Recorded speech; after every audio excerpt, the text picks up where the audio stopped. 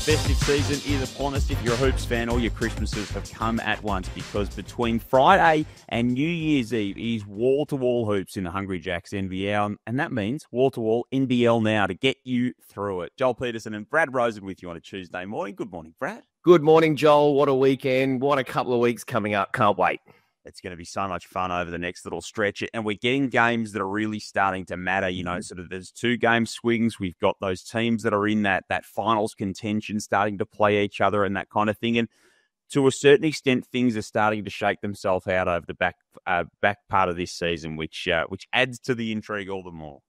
Can't wait. And you look at teams like, Brisbane win a couple in a row and it's like, man, they can make third spot if they get a win. Then they lose and they're down to 7th or 8th. And, Adelaide, what's wrong with them? Because they lose 3 in a row, bang, come back and have a big win. Just so much fun. Melbourne losing a couple. This thing is so good. And the best thing, we have no idea what's going to go on and who's going to make it, who's going to win it or anything. It's great.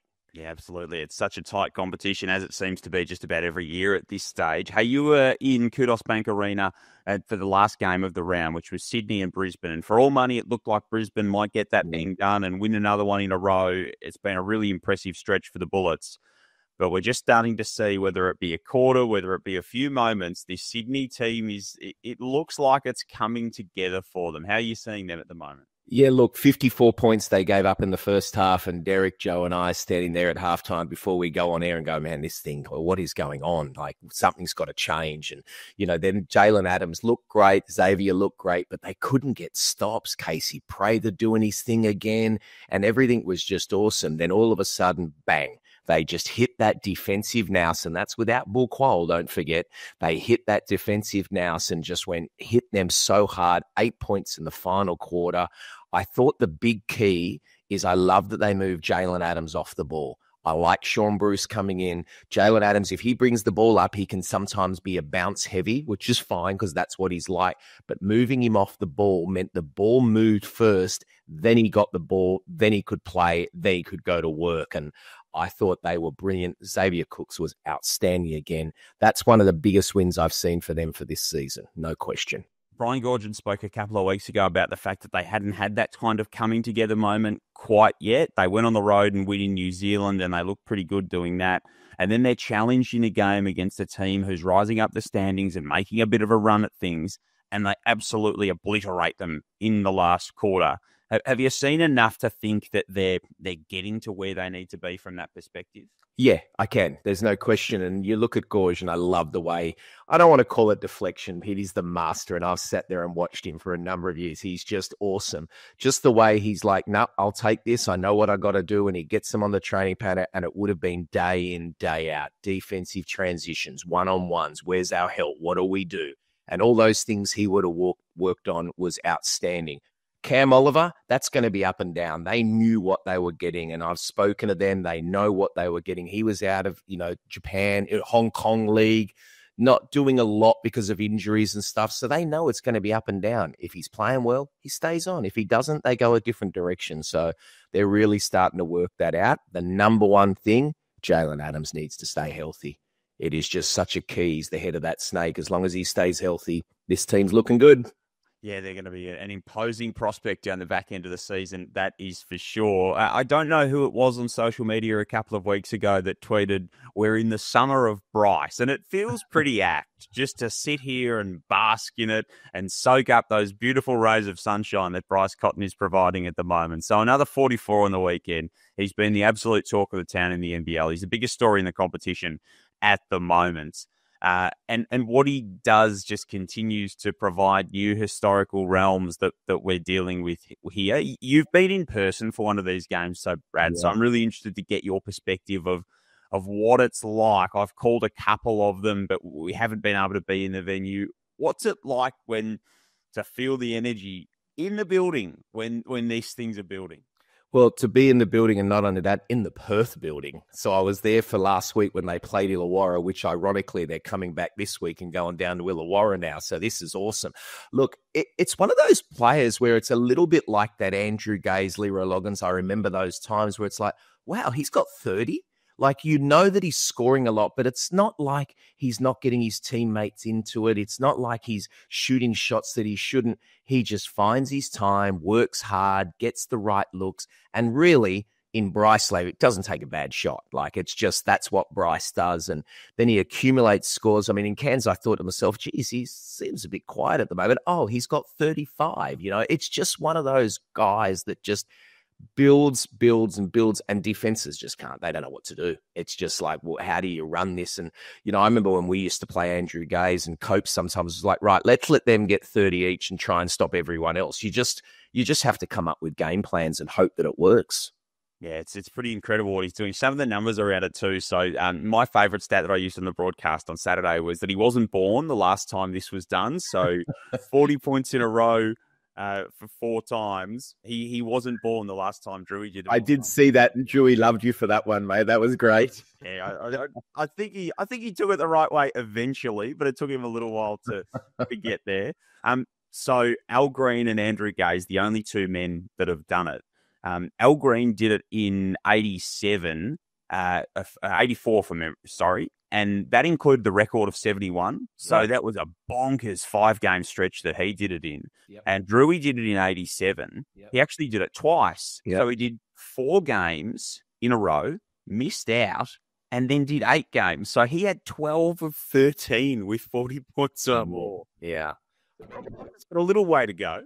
Look, you hear it, and this is no disrespect to Bryce as well. You know, Andrew Gaze is the greatest to ever lace up a boot in Australia. There's no question. That's like the LeBron or Kobe to Michael Jordan. No, it's Michael Jordan, right? But you don't want to, and I read Drewy say something, you don't want to cross eras, and just be thankful that we have Bryce Cotton, and that's what it's about. Like, Drewy was Drewy, right?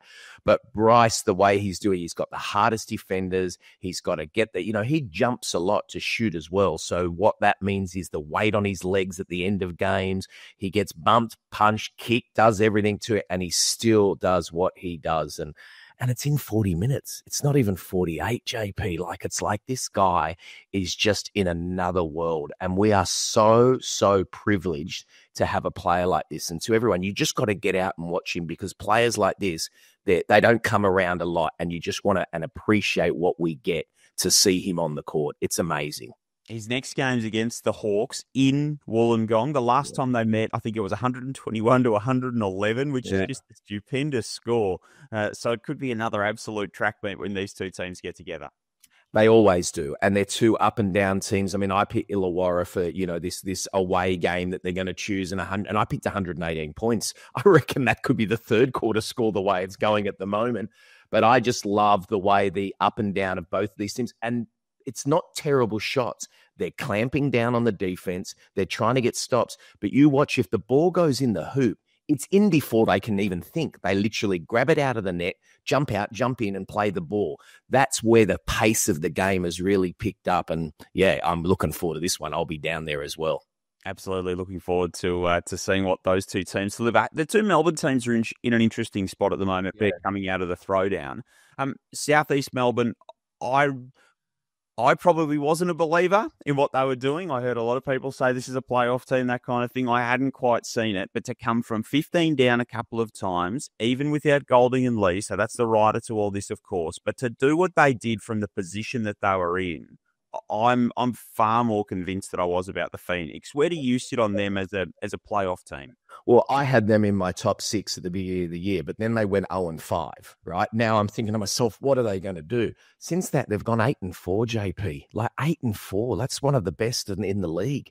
So I am a believer. I do think they can do it. I still think everything revolves around Nathan Sobey. When he's playing that good basketball where he's taking the right shots and everyone's getting the ball movement, I think they're great. Matt Hurt is outstanding. Jordan Hunter, the best, well, I shouldn't say the best big, because that's disrespectful to the Will Magnays and Harrisons, but he is right up there. He is having an outstanding season. The way he screen and rolls, everything that he does.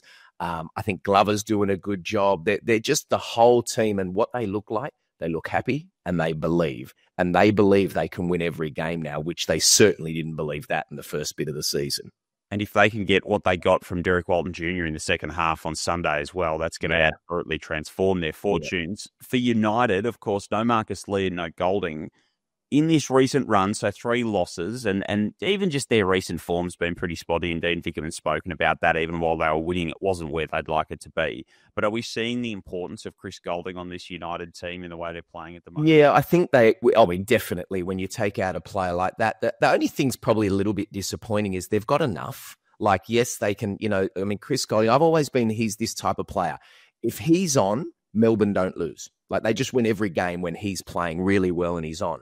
But they can win when he's not playing well. Like, he could shoot a lower percentage or not get as many points, and they can still win without him.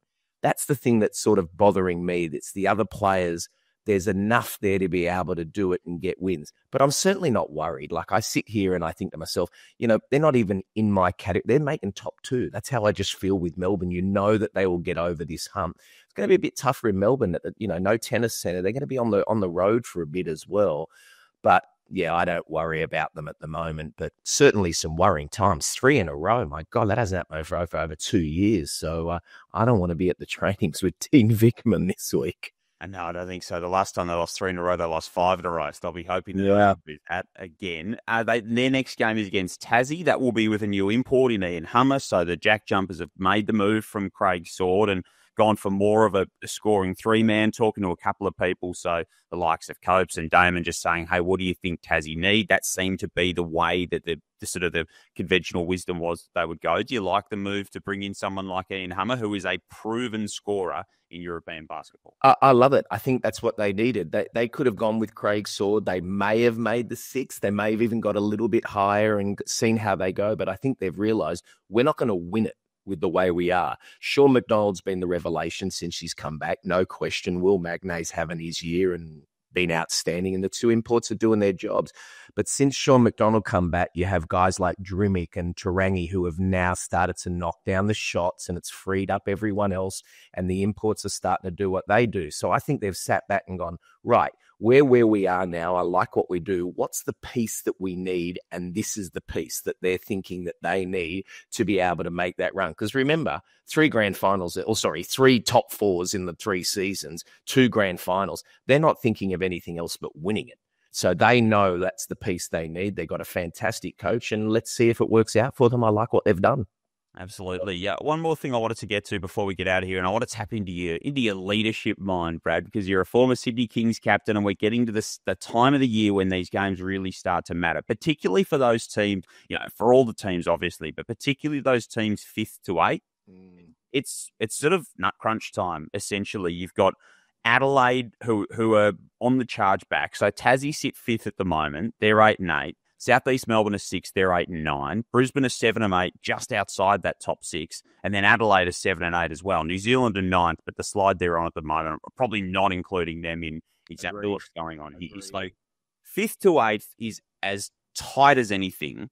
And then we've got in the next week or so, Southeast Melbourne against Adelaide, open air in Melbourne, big event. Adelaide, Brisbane on Christmas Eve, and then Brisbane and Tassie not long after that. So some of these sort of 2-game matches, as a leader of a team, when you know these games are so important and you're playing some good ball at the moment, but the stakes are there, how do you ready your team to be sort of awake and aware of what it means and not getting too overawed by it? How do you find that balance? This is where coaches earn their money and leadership groups of a team. This is a hard time of year, right? You've got all your family and your friends. I mean, I know a lot of imports families come out now and hang around. There's those extra puddings. There's those extra drinks. All your mates and your friends and your partners, they're all on holidays, and it's a fun time. And you got to get up on Christmas Day and go training if you're not playing. You got to go on the road on Boxing Day. New Year's Eve, you may be away. It's a really, really tough time.